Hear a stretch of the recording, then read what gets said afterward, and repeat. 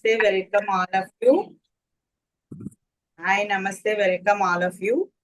ఈరోజు మనము పుస్తక పఠనంలో 65వ వారము పుస్తక సమీక్ష చేయడానికి వచ్చి ఉన్నాము. ఈ పుస్తక సమీక్ష చేయడానికి మన దగ్గరికి వచ్చిన హైమావతి గారు అసలు ఏ బుక్ చెప్తున్నారు అంటే ఎన్ని బుక్స్ ప్రపంచంలో రాసిన ఒక బుక్ నుంచే వస్తుంది. అదే భగవద్గీత, భారతం, రామాయణము. ఈ బుక్స్ మన వేదాలలో ఉన్న గాని భగవద్గీతలో ప్రతి పాయింట్ అక్కడ చెప్పిన ఆ శ్లోకంలోనే అది మనం అనాలిసిస్ చేసుకుంటుంటే ఆ పాయింట్ మీద ఒక బుక్ వస్తుంది. అట్లాగా అది సులభంగా ఉన్న మనకు భగవద్గీతని ఎలాగ సులభంగా ఉన్నట్టు రచించి మనకు అర్థమైన దాంట్లో ఇచ్చున్నారు. ఇచ్చిన దాన్ని సమీక్ష చేయడానికి మనకు వచ్చున్నారు హైమావతి మేడం గారు. హైమావతి మేడం గారు ఏమో ఎంఎస్సిలోని హ్యూమన్ డెవలప్మెంట్ కంప్లీట్ చేశారండి. మేడం ఏమో వర్కింగ్ స్కూల్లోని చిన్నపిల్లలకి సబ్జెక్ట్ టీచ్ చేస్తూ, నెక్స్ట్ ఏమో వెంకటేశ్వర యూనివర్సిటీలో పోస్ట్ గ్రాడ్యుయేషన్ కంప్లీట్ చేశారు. మేడంకి 10 years నుంచి టీచింగ్ ఎక్స్పీరియన్స్ ఉందండి. నెక్స్ట్ ఏమో ఇంపాక్ట్ సర్టిఫికేట్ ట్రైనరు. స్కిల్డ్ ఉన్న స్టూడెంట్స్ మానిటరింగ్ చేయడము, కౌన్సిలింగ్ చేయడము, వాటికి ట్రైనింగ్ ఇవ్వడము. మేడం యొక్క అల్టిమేట్ గోల్ ఏంటంటే ఒక లైఫ్ కోచ్ గాను, ఒక ఆఫీస్ ఓపెన్ చేసి లైఫ్ కోచ్ గా డైలీ ఒక 15-20 మందే కాదు, అన్లిమిటెడ్ గా వాళ్ళందరికీ వాళ్ళ యొక్క హ్యాపీనెస్ తో లైఫ్ ని ఫుల్ఫిల్ చేసుకుంటూ డెవలప్ అవ్వాలనేది మేడం యొక్క అల్టిమేట్ గోల్ అండి. మేడం ఏమో అందరికి మెడిటేషన్ కానీ, ఈఎఫ్టి కానీ, దేంట్లో ఏ ప్రాబ్లం వచ్చినా ఆ ప్రాబ్లం సాల్వ్ చేయడానికి స్టిల్ మేడం లెర్న్ చేస్తున్నారు. లెర్న్ చేస్తూ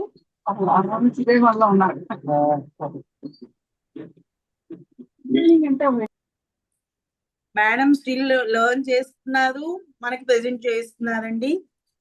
మేడం కి ఇన్స్పైర్డ్ మెంటర్ ఏమో సునీత మేడం గారి దగ్గర నుంచి చాలా నేర్చుకుంటూ మన దగ్గరికి ఇప్పుడు ఈ బుక్ ప్రెజెంట్ చేయడానికి వచ్చేదండి. ఈ బుక్ లో 2 parts ఆల్రెడీ మనకి ప్రెజెంట్ చేశారు. ఇప్పుడు 3rd part ని ప్రెజెంట్ చేయడానికి వస్తున్నారండి. Haimavathi madam, digital dais is yours ma'am. Welcome ma'am. Thank you so much madam. Wonderful introduction. Thank you so much. Happy evening అండి ఇక్కడ ఉన్న వాళ్ళందరికీ. Once again happy evening. Name is Hemavathi. నేను ఒక హ్యాపీనెస్ కోచ్ని. హ్యాపీనెస్ కోచ్ అవటానికి నా గురువు సునీత మేడం ఇచ్చిన జ్ఞానం అద్భుతం. నిజంగా వండర్ఫుల్ లైఫ్ని ఇచ్చారంటున్నా నేను. సో నేను ఒక హ్యాపీనెస్ కోచ్ అవటానికి మెయిన్ రీజన్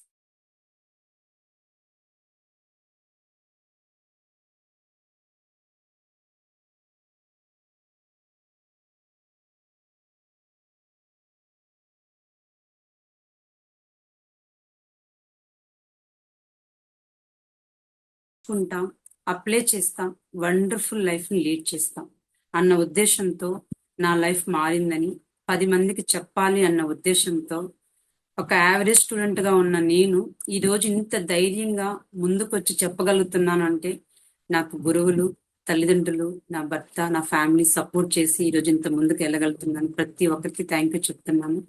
సో ప్రతి ఒక్కరి దగ్గర నుంచి ఒక్కొక్క పాయింట్ నేను ఇప్పుడు నేర్చుకుంటూ ఉంటాను. నా చుట్టూ కనిపించే వాళ్ళు ఎవరైనా సరే, ఎక్కడైనా సరే, మనిషికి ఎప్పుడైతే నా లైఫ్ మారుతుంది, నేనేం చేయాలో తెలుసుకుంటాడు, ఆచరిస్తారు, వాళ్ళ జీవితం ఖచ్చితంగా మారుతుంది. సో అందుకే ఒక హ్యాపీనెస్ కోచ్గా నా లైఫ్ నేను స్టార్ట్ చేశాను. సో కౌన్సిలింగ్స్ ఇస్తూ ఉన్నాను. అద్భుతంగా కేసెస్ సక్సెస్ అవుతూ ఉన్నాయి. నిజంగా హార్ట్ఫుల్ గ్రాటిట్యూడ్ మొట్టమొదటిగా నేను సునీత మేడం చెప్తున్నా.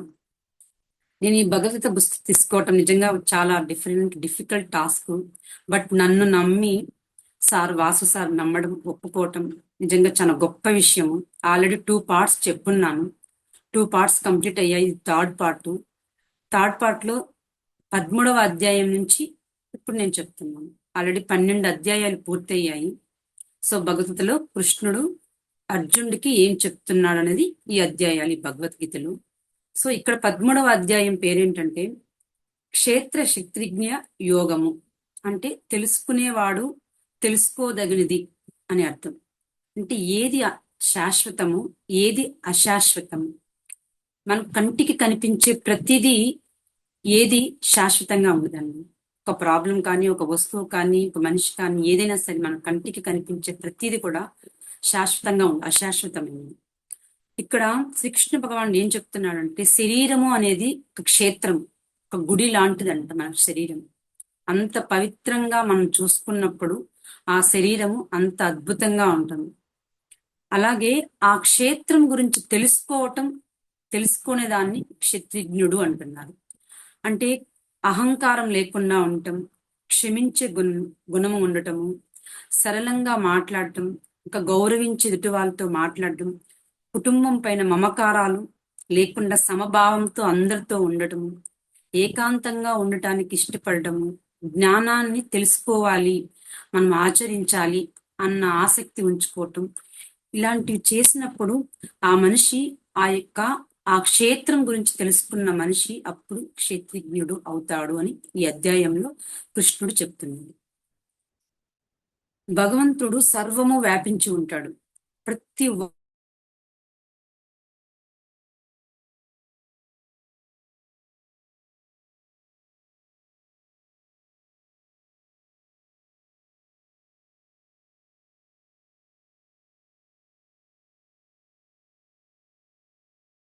అంటే దీంట్లో గుణాల గురించి శ్రీకృష్ణ భగవానుడు, ఇది చాలా అద్భుతమైన అధ్యాయం అండి. దీంట్లో మూడు గుణాల గురించి శ్రీకృష్ణ భగవానుడు మనిషికి, అర్జునుడికి చాలా క్లియర్ గా ఎక్స్ప్లెయిన్ చేశాడు. ఇది మనకి చాలా బాగా ఉపయోగపడుతుంది. మొట్టమొదటి సత్వగుణము, రజోగుణము, తమోగుణము. సత్వగుణం అంటే ఏంటంటే స్వచ్ఛత, జ్ఞానం. స్వచ్ఛంగా ఉండటం, జ్ఞానాన్ని సంపాదించుకోవటం, ప్రశాంతమైన మనసు ఉండటం. సత్వగుణం ఉన్న వాళ్ళకి ప్రశాంతమైన మనసు ఉంటుంది, ఒక నిజాయితీతో కూడిన జీవితాన్ని జీవిస్తారు, దయ కలిగి ఉంటారు, జ్ఞానం పట్ల ఆసక్తి, తెలుసుకోవాలి, వినాలి అన్న ఆసక్తి ఎక్కువగా ఉంటది. ఇంద్రియ నిగ్రహం, ఇంద్రియాలు మనల్ని ఎప్పుడు బలహీనపరుస్తుంటే, కానీ ఇక్కడ సత్వగుణం ఉన్న మనుషులు ఇంద్రియ నిగ్రహం కలిగి ఉంటారు. స్వార్థం లేకుండా వాళ్ళు పనిని శ్రద్ధగా చేస్తారు.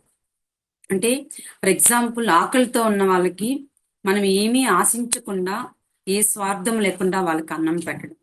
డైలీ మనం చేసే పూజ, ధ్యానం, ఇవన్నీ మనం ఏమీ ఆశించకుండా చేసే పనులు సత్వగుణం ఉన్న వాళ్ళు చేస్తారు. అలాగే కోపం వచ్చినా కానీ ప్రశాంతంగా మాట్లాడడం, ప్రశాంతంగా వినడం, ప్రాబ్లమ్స్ సొల్యూషన్ ని వెతకడం తప్ప, ఇక్కడ తిరిగి కోపం వచ్చిన వెంటనే ప్రశాంతంగా మాట్లాడగలిగే లక్షణం కలిగి ఉండటం ద్వారా సత్వగుణం ఉన్న వ్యక్తి ఇలా ప్రవర్తిస్తారు. దీనివల్ల ఏం ఉపయోగం ఉంటుందంటే, మనశ్శాంతి పొందగలుగుతారు, జ్ఞానం పెరుగుతుంది, ఆనందంగా జీవించగలుగుతారు, అలాగే ఆధ్యాత్మికతకి అభివృద్ధి చెందుతారు. ఇంకా రజోగుణం కోరిక, చురుకుదనం. అంటే రజోగుణం ఉన్న మనుషులు ఎలా ఉంటారంటే, ఎక్కువ కోరికలతో నిండి ఉంటారు.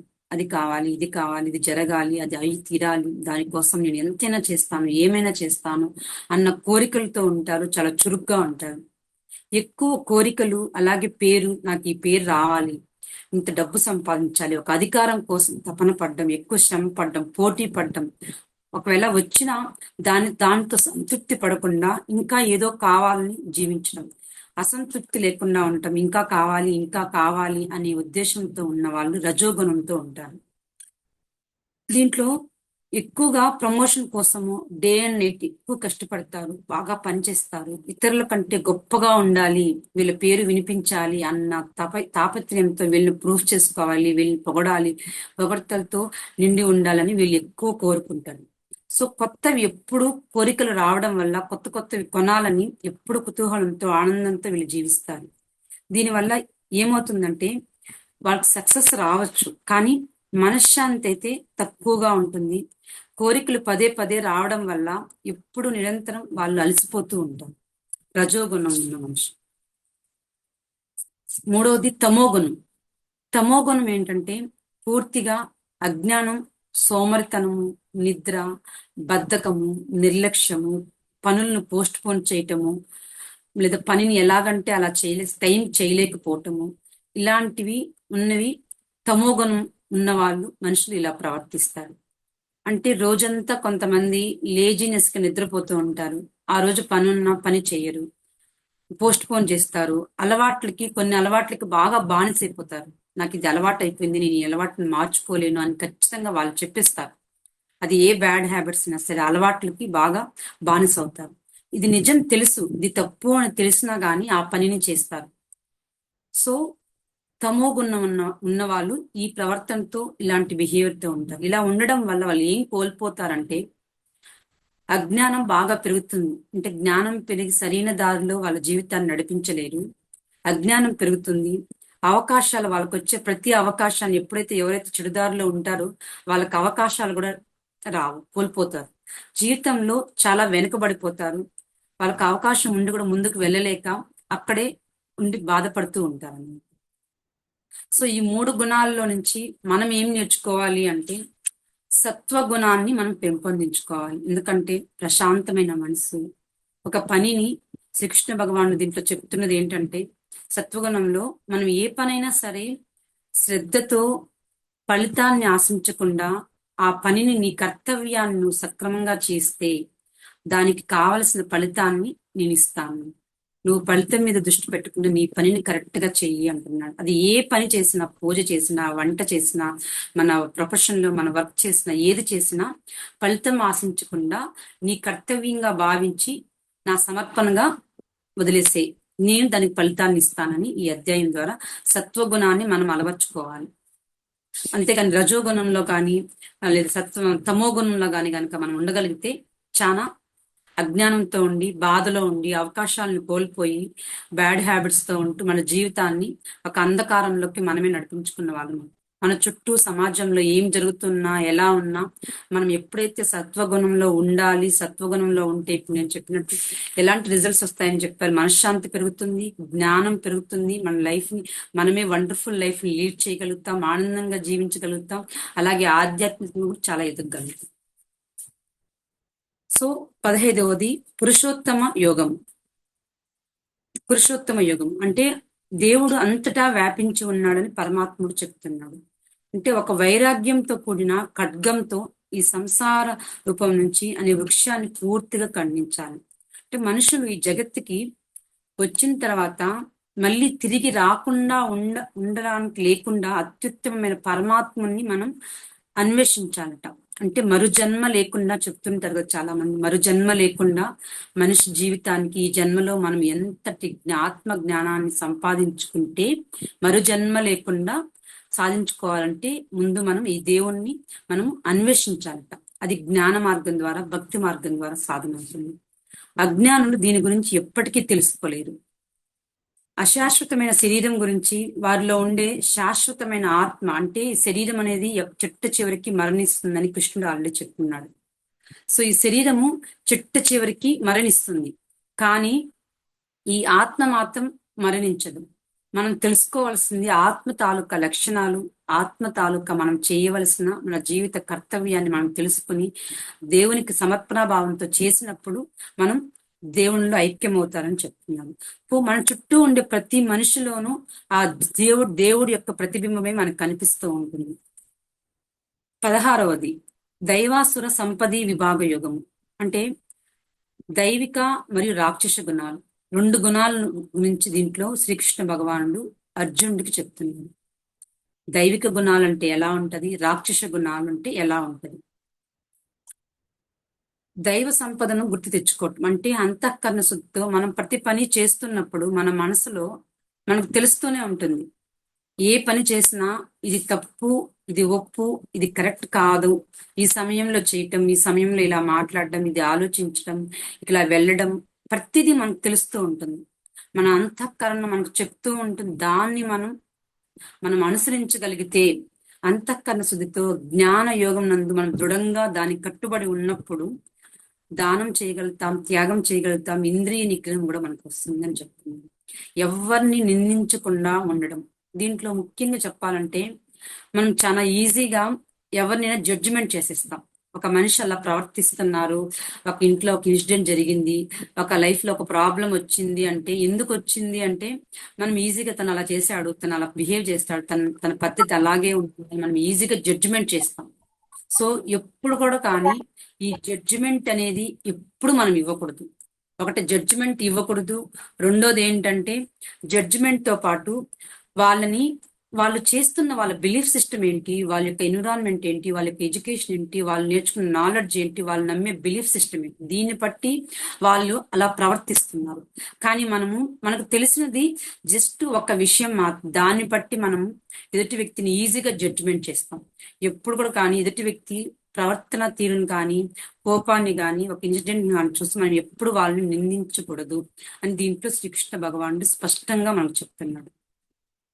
అలాగే విషయ వస్తువులు అంటే మన చుట్టూ ఎన్నో విషయాలు, ఎన్నో వస్తువులు, ఎన్నో ఫ్యామిలీ మెంబర్స్ ఎంతో ఉంటుంది. కానీ వాటి పట్ల మన కర్తవ్యం మాత్రమే ఉండాలి, కానీ ఆసక్తి పూర్తి ఇష్టంతో మనం ఉండకూడదని ఇందులో చెప్తున్నాడు. అంటే క్షమాగుణం కలిగి ఉండాలి, ధైర్యంగా ఉండాలి. క్షమాగుణం అనేది ప్రతి మనిషికి చాలా చాలా అవసరమైనది.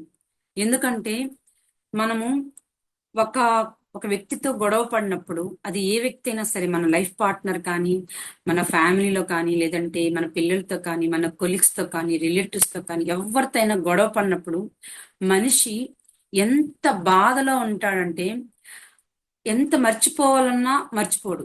ఇది ప్రతి ఒక్కరూ ఫేస్ చేసి ఉంటారని అనుకుంటాను. అవునంటారా కాదంటారండి? ఎవరైనా చెప్పొచ్చు రైస్ చేసి. గొడవ పడిన ప్రతిసారి ప్రతి మనిషి మనసు ఎలా ఉంటది? తప్పులు చెప్పట్లేదు ఇక్కడ. ఒక మనిషితో గొడవ పడినప్పుడు ఎదుటి వాళ్ళు కోప్పడినా, మనం కోప్పడినా, మన మనసు ఆ తర్వాత ఎలా ఉంటది? ఎవరైనా షేర్ చేయగలరా ఇక్కడ?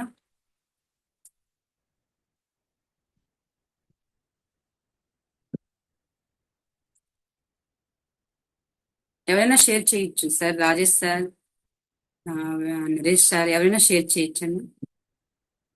మనం గొడవ పడినప్పుడు ఎవరితో అయినా సరే మన మనసు ఎలా ఉంటది?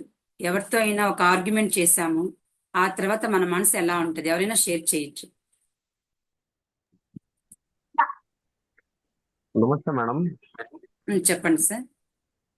ప్రతి సామాన్య మానవుడికి ఒక మనిషి ఎదుటితో గొడవ పడినప్పుడు మనదే పై చేయి ఉండాలనే తత్వంతో కొంతమంది బిహేవ్ చేస్తారు madam. Okay, okay madam, thank you madam. Super super sir. ఇది చాలా ఇంపార్టెంట్ పాయింట్ అండి. సార్ కరెక్ట్ చెప్పారు. Thank you sir. ఎప్పుడు గొడవ పడినా ప్రతి మనిషి చేసేది ఏంటంటే, అంటే నాది కరెక్ట్, నేను ఇలా చేసింది కరెక్టే, నువ్వు అలా చేయటం వల్ల నేను ఇలా చేశాను అని ఏదో ఒక రకంగా తనది కరెక్ట్ అవ్వడం కోసమే ఆర్గ్యుమెంట్ చేస్తాడు. సో అక్కడ మనం ఎప్పుడైతే అక్కడ చేసి ఎదుటి వాళ్ళ కోపాన్ని కానీ మన కోపాన్ని కానీ కనుక మనం కొంచెం మార్చుకోగలిగితే, వాళ్ళు క్షమించగలిగితే, అక్కడ ప్రాబ్లం సొల్యూషన్ వెతకగలిగితే, నిజంగా వాళ్ళు మనస్ఫూర్తిగా క్షమిస్తే వాళ్ళకంటే ముందు విముక్తి మనకే అవుతుందని శ్రీకృష్ణుడు చెప్తున్నాడు. మనం మనస్ఫూర్తిగా క్షమించాలని అనుకోవడం వేరు, మనస్ఫూర్తిగా ఇన్నర్ గా మన లోపల వాళ్ళని క్షమించడం వేరు. మనస్ఫూర్తిగా క్షమించినప్పుడు మన మనసులో ఉన్న భారము, ఆ బాధ, అది మొత్తం తొలగిపోతుంది. చాలా రిలాక్సేషన్, చాలా ప్రశాంతంగా మనకు అనిపిస్తుంది. ఇది ప్రాక్టికల్ గా మీరు ప్రాక్టీస్ చేసి చూడండి. నిజంగా చాలా వండర్ఫుల్ గా ప్రతి మనిషిలోని, ఎందుకంటే మనిషి బ్రెయిన్ కి బాగా అలవాటైపోయింది కోప్పడ్డం, కోపంలో అనుకున్ని మాటలు అనడము, హట్ చేయటం. ఆ తర్వాత మనము బాధపడతాం, వాళ్ళు బాధపడతారు. ఒక్క క్షణం గనక అక్కడ ఆగి పాస్ ఇచ్చి ప్రాబ్లం ఏంటి, దీనికి సొల్యూషన్ ఏంటి అని ఆలోచించగలుగుతాం. ఒక్క నిమిషం ఆగితే ఆ గ్యాప్ లోనే మనకు లాజికల్ గా మనం ఆలోచించగలుగుతాం. ఒక్క నిమిషం. కానీ వెంటనే మనం రెస్పాండ్ అవుతాం. మనం ఎప్పుడు రియాక్ట్ అవ్వకుండా రెస్పాండ్ అవ్వాలి. రెస్పాండ్ అంటే ఒక్క నిమిషం ఆగి అయ్యేది అని రెస్పాండ్ అంటారు. రియాక్ట్ అంటే ప్రాబ్లం వచ్చిన వెంటనే ఎదుటి వ్యక్తి ఒక్క మాట అనగానే వెంటనే అవడాన్ని రియాక్ట్ అంటారు. సో మనము అలాంటి ఇన్సిడెంట్ జరిగినప్పుడు మనం మనస్ఫూర్తిగా క్షమించగలిగితే మనం చాలా సంతోషంగా ఉండగలుగుతామని చెప్తున్నాడు. ఇంకా ధైర్యంగా ఉండటం.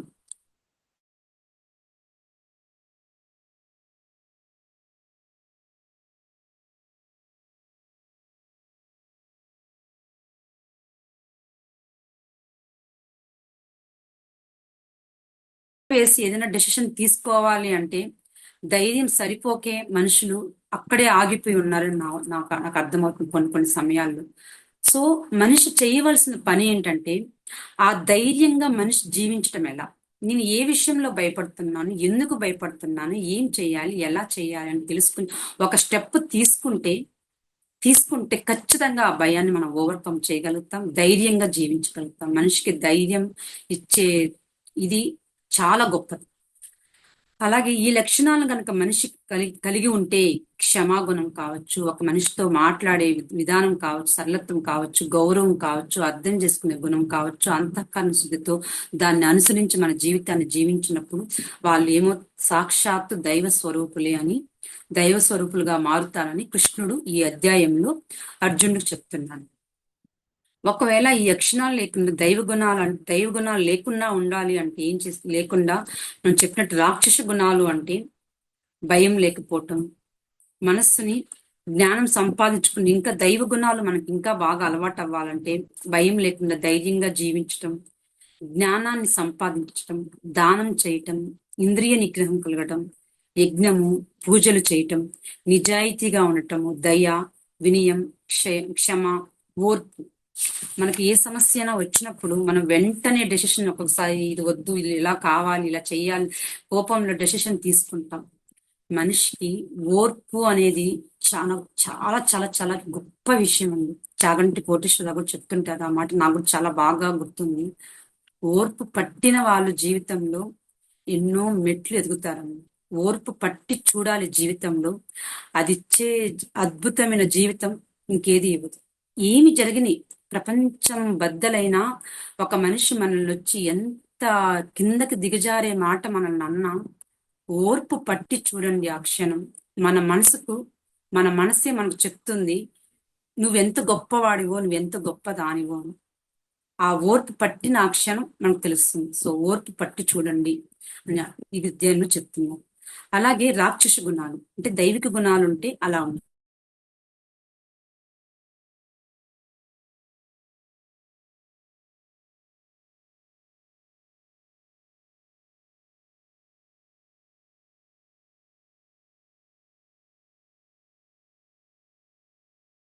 వాళ్ళ యొక్క పతనానికి, ఎదుటి వాళ్ళు ఫెయిల్ అవడానికి కారణం కావటం, అశాంతిని తీసుకురావటం, ఇలాంటి లక్షణాలు గర్వము, అహంకారము, కోపము, క్రూరత్వము, అబద్ధాలు చెప్పటం, మోసం చేయటం, ఇచ్చిన మాట పైన నిలబడకపోవటం, దురాశ, ధర్మాన్ని గౌరవించకపోవటం, అలాగే లంచాలు తీసుకోవటం, ఎదుటి వారిని అవమానపరిచేలా మాట్లాడటం, ఇలాంటివన్నీ ఒక రాక్షసుని గుణాలని ఇందులో శ్రీకృష్ణుడు చెప్తున్నాడు. అంటే కామము, క్రోధము, లోభం అంటే అధిక కోరిక కానీ, కోపం కానీ, ఎక్కువ కోపం ఉంటుంది. మనం చాలా ఎక్కువ కోపం రావడం, కోపం వచ్చినప్పుడు ఏం చేస్తామో కూడా నాకే తెలియదు అంటుంటారు. సో ఆ కోపం రావడం, దురాశ ఎక్కువగా ఉండటం, ఇలాంటి ఉన్నప్పుడు మనిషి పతనానికి దారి తీస్తుంది. సో ఇక్కడ దైవిక గుణాలు చెప్పున్నాడు ఈ అధ్యాయంలో శ్రీకృష్ణుడు, అలాగే రాక్షస గుణాలు చెప్పున్నాడు. మన యొక్క గుణాలని మనం మార్చుకోగలిగితే, ఈ దైవిక గుణాలని మనం అర్థం చేసుకోవటం, పాటించడం కనుక మొదలు పెడితే జీవితం అంత అద్భుతంగా సాక్షాత్తు దైవ స్వరూపం అవుతారు అని శ్రీకృష్ణ భగవానుడు ఈ అధ్యాయం ద్వారా మనం తెలియజేస్తున్నారు. 17వది శ్రద్ధాత్రయ విభాగ యోగం.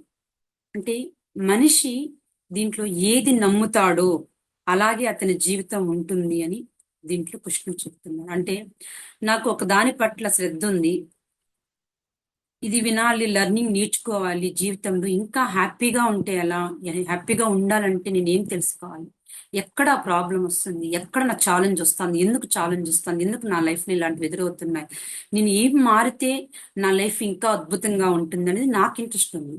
సో దాని పట్ల ఉన్న ఆసక్తే నాకు తెలుసుకోవడానికి, నాకు చుట్టూ పుస్తకాలు కావచ్చు, గురువులు కావచ్చు, ఏమైనా కావచ్చు, నాకు సహకరిస్తుంది. అలాగే ప్రతి మనిషి దీంట్లో ఏదైతే నిజమని నమ్ముతాడో అంటే ఆ శ్రద్ధ చూపిస్తాడు, ఆసక్తి చూపిస్తాడు. కొంతమందికి డాన్స్ కావచ్చు, కొంతమంది సినిమా ఫీల్డ్ కావచ్చు, కొంతమంది వాళ్ళకి డిఫరెంట్ ప్రొఫెషన్, ఒక బిజినెస్, ఏ ప్రొఫెషన్ అయితే తన నమ్మకంతో దాని మీద ధ్యాస పెడతాడో అదే నిజమవుతుందని ఈ అధ్యాయంలో చెప్తున్నారు.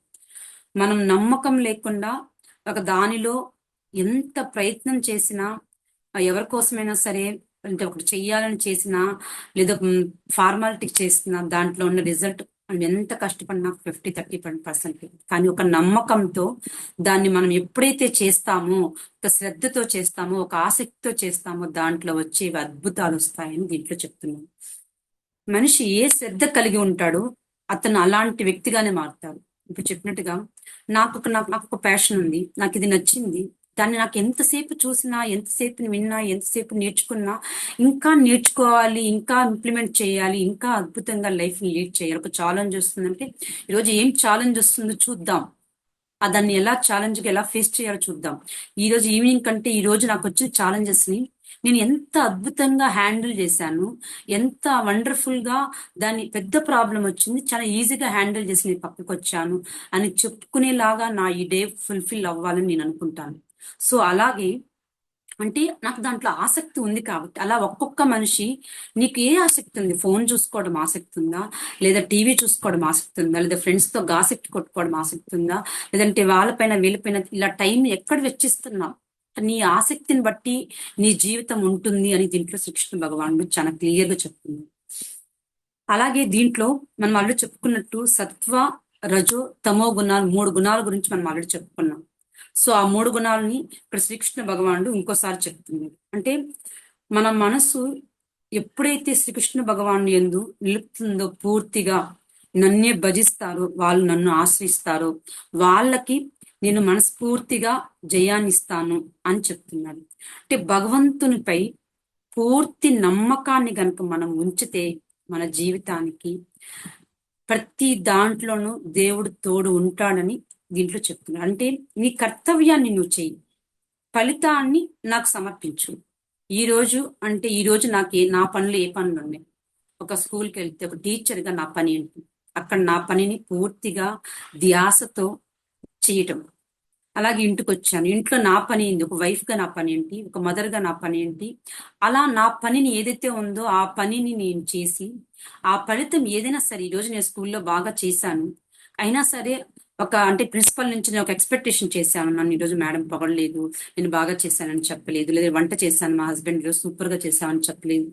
ఇలా కాకుండా ఆ పని చేస్తున్నప్పుడు నేను ఆనంద అనుభూతిని పొందుతూ ఇది నా కర్తవ్యం. కర్తవ్యం అంటే దైవ పూజతో సమానం, దైవానికి పూజ చేసినట్టే అని చేసి ఆ ఫలితం పూర్తిగా దేవునికి ఎప్పుడైతే సమర్పిస్తామో ఆ ఫలితాన్ని దేవుడి మనకు కావలసిన ఫలితాన్ని మనకి ఇస్తాడని ఈ శ్రద్ధాత్రయ విభాగ యోగం ద్వారా శ్రీకృష్ణుడు నాకు చెప్తున్నాడు. అంటే నువ్వు నమ్మేది, నీ ధ్యాస, నీ నమ్మకం ఎక్కడైతే ఉందో, నీ ఆసక్తి ఎక్కడైతే ఉందో అదే నిజం, అదే నీ జీవితం అని చెప్తున్నాడు. అంటే ఇంకా మనం దేన్ని నమ్మాలి, దేని మీద ఆసక్తి పెట్టుకోవాలి, కొంతమందికి ఉంటది నేను అది అవ్వాలి, అది జరగాలి, ఇది అవ్వాలి అని. అంటే ఇప్పుడు ఎక్కడికి మనం వెళ్తున్నాము, ఎలా వెళ్తున్నాము అనేది దీన్ని బట్టి మనం తెలుసుకోవాలి. ఇంకా 18వ అధ్యాయం మోక్ష సన్యాస యుగం.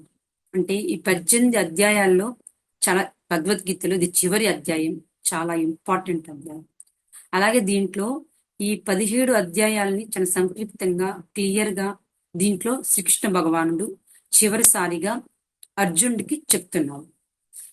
నీ కర్తవ్యాన్ని ఏ స్వార్థము లేకుండా, అంటే అదే ఇప్పుడు చెప్పినట్టుగా నాకేదో దీన్ని చేయడం వల్ల ఇది వస్తుంది, ఇది చేయటం వల్ల ఇలా జరుగుతుంది, దీన్ని చేయడం వల్ల నేను పొగుడతారు, ఇలా చేయటం వల్ల నాకు ఈ రిజల్ట్స్ వస్తాయి, నేను గొప్పగా అవుతాను, నేను ఇంకా ఇలా వెళ్తాను, అలా వెళ్తే నాకు అది వస్తుంది అన్న రిజల్ట్స్ లేకుండా, ఏ స్వార్థము ఆలోచించకుండా నీ కర్తవ్యాన్ని నువ్వు చెయ్యి, ఫలితాన్ని భగవంతునికి సమర్పించు అని చెప్తున్నాడు. అప్పుడు మాత్రమే మోక్షాన్ని పొందగలరు అని శ్రీకృష్ణ భగవానుడు స్పష్టంగా ఈ అధ్యాయం ద్వారా చెప్తున్నాడు. సన్యాసం అంటే చాలా మంది అనుకుంటారు ఇల్లు వదిలి అడవిలోకి వెళ్ళడం. పూర్వం మన సినిమాల్లో చూసుంటాము, సన్యాసం తీసుకోవడం అంటే సంసారంలో లేకుండా పూర్తిగా బయట వెళ్ళిపోతుంటారు అని. ఇక్కడ ఏం చెప్తున్నాడంటే శ్రీకృష్ణ భగవానుడు, సన్యాసం తీసుకోవటం అంటే ఇల్లు వదిలి వెళ్ళడం కాదు, మనకు స్వార్థంతో పుట్టే ఏ కోరికలు లేకుండా కోరికలను పూర్తిగా విడిచిపెట్టడం. నాకు అది కావాలి, ఇది కావాలి, జరగాలి అనే బలమైన కోరికలు లేకుండా పని మాత్రమే చేసి ఆ తర్వాత వచ్చే ఫలితాన్ని పూర్తిగా దైవానికి సమర్పించడం. అలాగే ఆ ఫలితం పైన మనకు భలే మమకారం ఉంటుంది. అంటే ఏంటంటే మమకారం అంటే ఇప్పుడు ఒక పని అనుకున్నాను, ఆ పనిలో ఆ రిజల్ట్స్ రావాలి రావాలి రావాలి ప్రతి ఒక్కరు మనం అనుకుంటుంటాం. నేను ఈ పని మొదలు పెట్టాను, ఈ పనిలో ఈ రిజల్ట్స్, ఈ ఇన్కమ్ నేను ఈ ఇయర్ కి ఈ టైంకి ఇది జరిగి తీరాలి అని. సో ఇక్కడ చెప్తున్నది ఆ ఫలితం పైన పూర్తి మమకారాన్ని వదిలిపెట్టేయండి, వదిలిపెట్టి నీ పనిని మాత్రమే చేయమని చెప్తున్నది. అలాగే సాత్విక త్యాగం అంటే కర్తవ్యాన్ని పూర్తిగా వదలకుండా చేయటం. ఇప్పుడు నాకు ఎక్కడైతే నా కర్తవ్యం ఈ రోజు నా టైంలో నాకు ఈ 24 hours లో నా కర్తవ్యం ఎక్కడెక్కడ నా పని ఉంది, నా రోల్ ఉంది తెలుసుకోవటం, నేను ఆ కర్తవ్యాన్ని సక్రమంగా నిర్వర్తించడం చేయటం నా బాధ్యత. ప్రతి పనికి మనం ఏ పని చేసినా 5 కారణాలు ఉంటాయట. అందులో ఒకటి ఎగ్జాంపుల్, శరీరం కర్త అంటే చేసేవాడు, మన శరీరం అలాగే కర్త చేసేవాడు, మన ఇంద్రియాలు, మనం చేసే ప్రయత్నం, దైవం, ఈ 5 ఉంటాయి. ఫర్ ఎగ్జాంపుల్, ఒక రైతు ఒక పంట పండిస్తాడు. రైతు కష్టపడతాడు అంటే కర్తవ్యాన్ని చేస్తాడు. భూమి ఉంటుంది, పనిముట్లు ఉంటాయి రైతు చేయటానికి, ఆ శ్రమ చేస్తాడు. సో ఎప్పుడైతే ఈ 5 జరుగుతాయో వర్షం కూడా పడుతుంది. అంటే ఇక్కడ రైతు పంట పండించాడు, కానీ పంట పండించడానికి ఎప్పుడైతే ఇది నేనే చేశాను అన్న భావనతో ఆ రైతు చేయకూడదు. రైతు కష్టపడ్డాడు, భూమి ఉంది, పనిముట్లున్నాయి, శ్రమ చేశాడు, అలాగే ఆ దైవం వర్షం కురిపించింది, ఆ పంట పండింది. ఎప్పుడైతే ఈ భావన, ఇది నేను చేశాను అన్న భావన లేకుండా మన పనిని మనం చేస్తాము, ఫలితాన్ని దైవానికి అర్పిస్తాము, అది ఫలితం అదే వస్తుంది ఉంటుంది. అలాగే ధనవంతుడికి పేదవారిని కూడా ఒకేలాగా చూడటం చాలా అవసరమని కృష్ణ భగవాను చెప్తున్నారు. అన్ని ఆందోళనని, మనకున్న ఎన్నో ఆందోళనలు, ప్రతి మనిషికి ఎన్ని భయాలో, ఎన్ని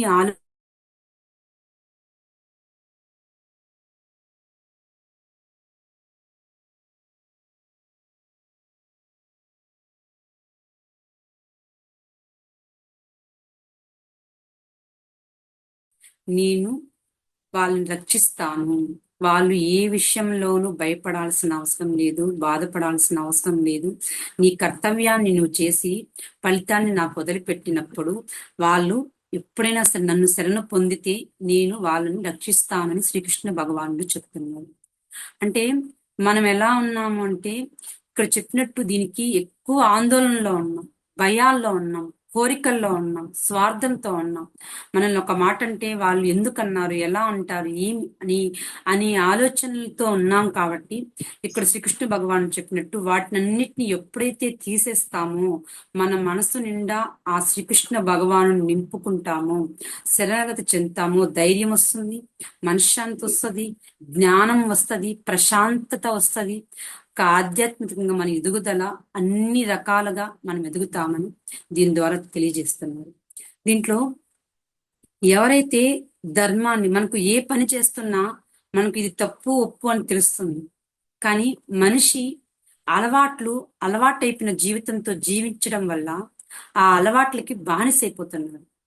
ఎప్పుడైతే ఇది తెలుసుకొని సత్వగుణంలోకి పూర్తిగా మనిషి వస్తాడో, మనిషి సత్వగుణంలో రావటము, అలాగే దైవిక గుణాలు అని చెప్పాడు, అంటే పూర్తిగా క్షమాగుణం కలిగి ఉండటం, తన పనిని తను చేస్తూ, ఎప్పుడైతే ఆ పనిని కూడా నేను చేశాను అన్న అహంభావం గాని, అహంకారం గాని లేకుండా ఉండటం, అలాగే దాంతో పాటు మనిషికి ఎప్పుడైతే దయ, ఒక ఓర్పు, సహనం ఉంటుందో, తన పనిని ఎప్పుడైతే మనిషి చేస్తాడో, అంటే ఈ బద్ధకం కావచ్చు, లేదంటే పోస్ట్ పోన్మెంట్ పనులు చేయకుండా ఉండటం, అలాగే ఆహారాన్ని కూడా మితంగా కాకుండా అమితంగా తినడము, ఇలాంటివి చేయడం వల్ల మనకు వచ్చే ఆలోచనలు, మనం చేసే హ్యాబిట్స్ అన్ని మార్పు, ఒకదానితో ఒకటి లింక్ అయి ఉన్నాయి.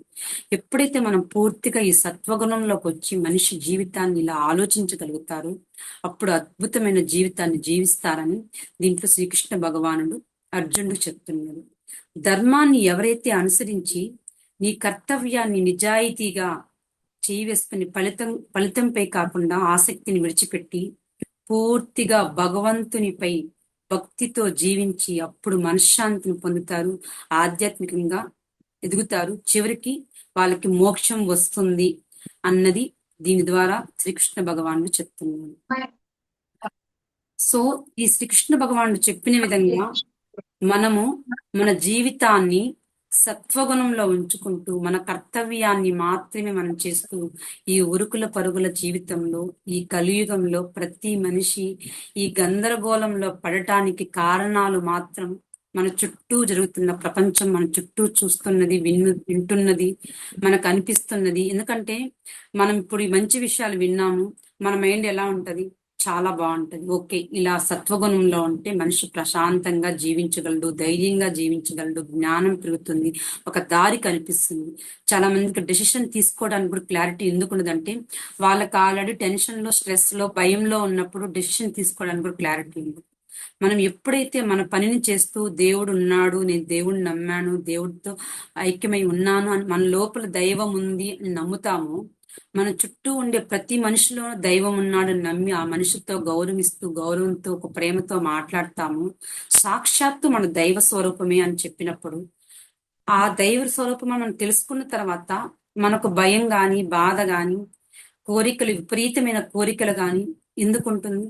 ఎందుకు ఆ వ్యామోహంలో, ఆ బాధలో, ఆ భయంలో మనం ఎందుకుంటాం అనేది ఒక్కసారి మనం ఆలోచించాలి.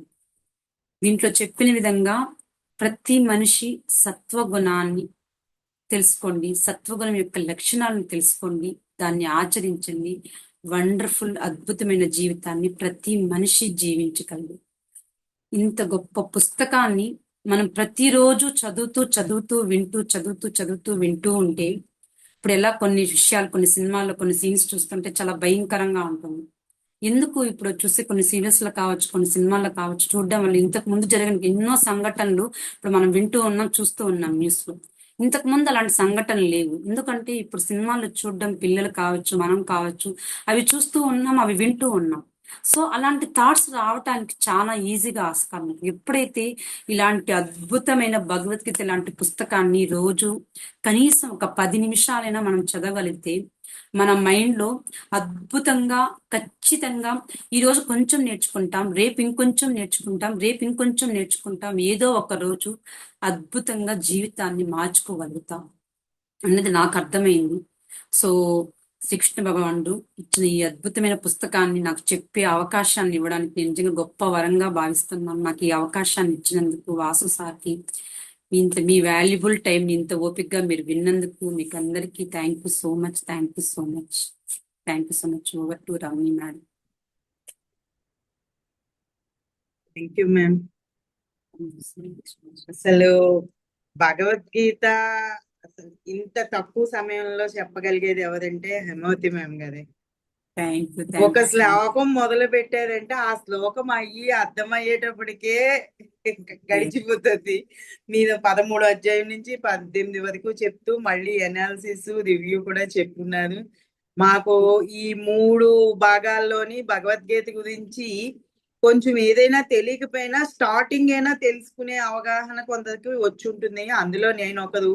ఒప్పుకున్నది, కానీ దాన్ని చదవడానికి టైం స్కేసిటీ అవనివ్వండి, ఆ ప్రొనౌన్సియేషన్ రావడం అవనివ్వండి, చదువుదామని ముందు పెట్టుకుంటాము, కానీ బాధ్యతలు ఎన్నిటితోని చేయలేకపోతున్నాం. ఇలాగా 3 hours లోని కొంచెం విని మా యొక్క జ్ఞానం పెంచుకున్నాము. Thank you madam, thank you. చెప్పినట్టు ఒకటి మేడం, దీంట్లో చెప్పినట్టు ఆసక్తి, ఒక ఆసక్తిని పెంచుకుంటే మన జీవితానికి నిజంగా చాలా గొప్ప అవకాశం. మేబీ సార్, వాసు సార్ చెప్పగానే ఓకే అనడం, నేను మళ్ళీ బుక్స్ తో పాటు చాట్ జీపీటీ ఇవన్నీ రీసెర్చ్ చేయటం, మా మేడం చెప్పినట్టు ఒక దాని గురించి చెప్తున్నావంటే బాగా దాని మీద రీసెర్చ్ చేయన్నట్టు చెప్పడం తర్వాత నేను ఎన్ని విషయాలు తెలుసుకున్నా అంటే ఆసక్తి పెరిగితే జీవితంలో ఆటోమేటిక్ గా అవకాశం, మనకు లైఫ్ మారుతుందండి. నిజంగానే ప్రతి మనిషి బిజీ అండి, చాలా బిజీ. ఎంత బిజీ అంటే మన కోసం మనం 10 నిమిషాలు, ఒక అరగంట వెచ్చించుకోలేనంత బిజీ. కానీ మనం హ్యాపీగా ఉంటేనే మన లైఫ్ వండర్ఫుల్ గా మారుతుంది. అది తెలుసుకొని మన కోసం మన టైం వెచ్చించుకోవాలి.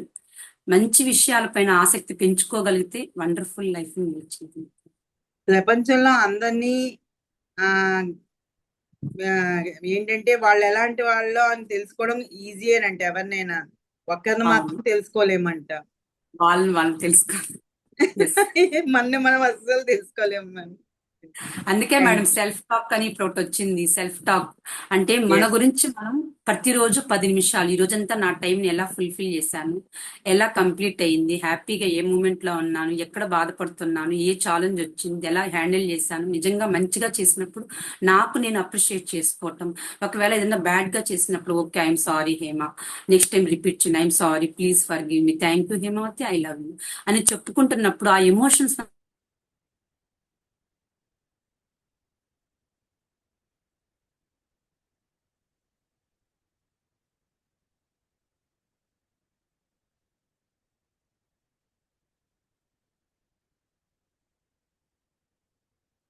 ఎప్పుడు పట్టిస్తుంటాయి. కానీ మనం ఎరుకతో సెల్ఫ్ అవేర్నెస్ తో